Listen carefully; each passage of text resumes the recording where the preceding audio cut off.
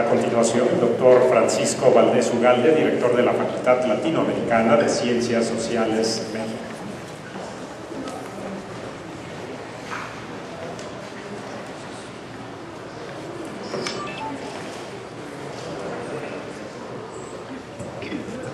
Buenos días.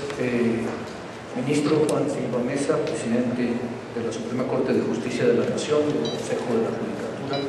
distinguidos miembros del Presidium, magistrados, magistradas,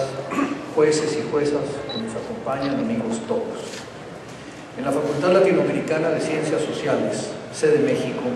creemos que el respeto a los derechos humanos es un nuevo paradigma de la política en los albores del siglo XXI.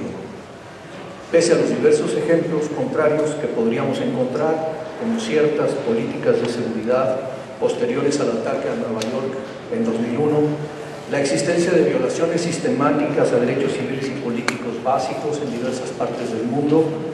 y la persistencia de condiciones de marginalidad que esbozan cuadros tan dolorosos como la reciente crisis alimentaria de los indígenas rarámuris en la Sierra de Chihuahua.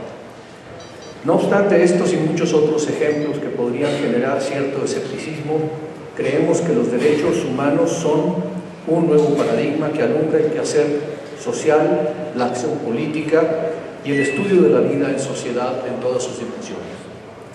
Pasos importantes en la construcción de este nuevo paradigma sin duda lo son la recuperación de los derechos humanos en las políticas públicas, la reciente reforma constitucional en materia de derechos humanos en México y el diseño cada vez más adecuado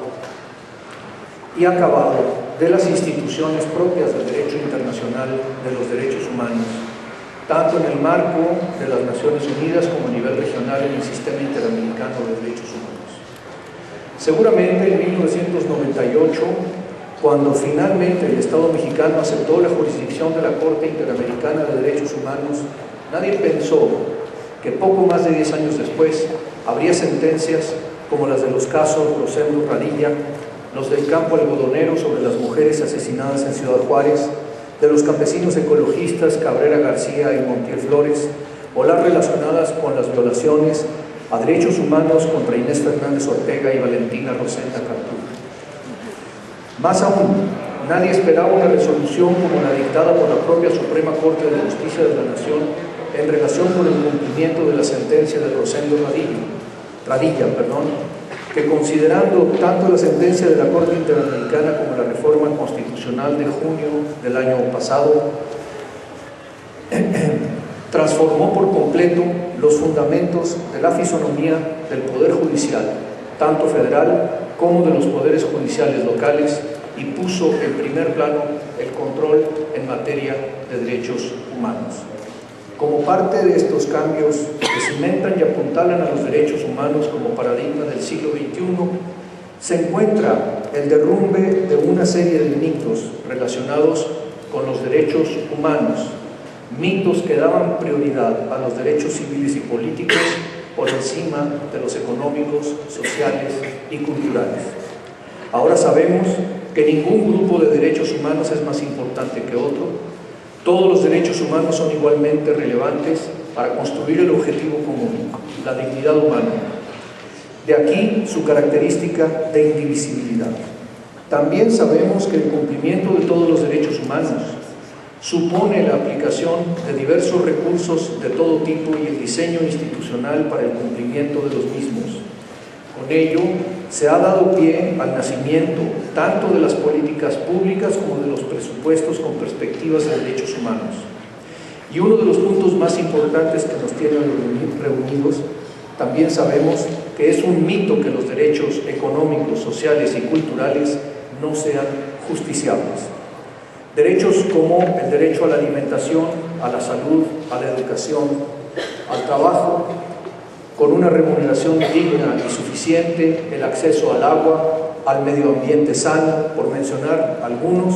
están conformados por múltiples obligaciones de respetar, proteger, garantizar y promover estos derechos, a partir de criterios básicos de acceso, disponibilidad, aceptabilidad, calidad, adaptabilidad, a la par que se deben observar los principios de identificación de los núcleos básicos de cada derecho, progresividad y prohibición de regresión, y la aplicación del máximo uso de recursos disponibles para su cumplimiento. Muchas de las aristas de estas obligaciones provenientes de los derechos económicos y sociales pueden y actualmente son sujetas a procesos de justiciabilidad en diversas cortes. Dije antes que una de las señales del nuevo paradigma de los derechos humanos, sin duda, es el cada vez más acabado diseño de las instituciones propias del derecho internacional de los derechos humanos, con órganos tan especializados como la Oficina del Alto Comisionado de las Naciones Unidas para los Derechos Humanos. Uno de los avances convergentes de este diseño institucional con el derrumbe del mito de la no justiciabilidad de los derechos económicos, sociales y culturales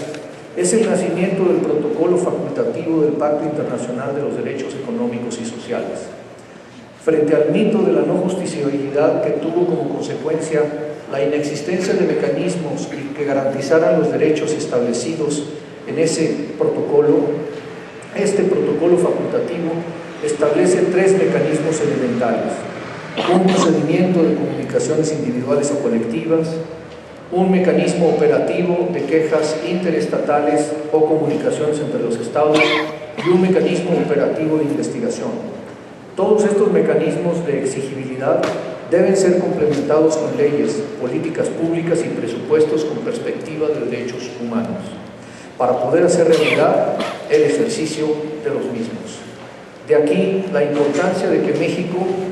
ratifique a la brevedad el protocolo facultativo. De aquí también la relevancia de este evento. Estoy convencido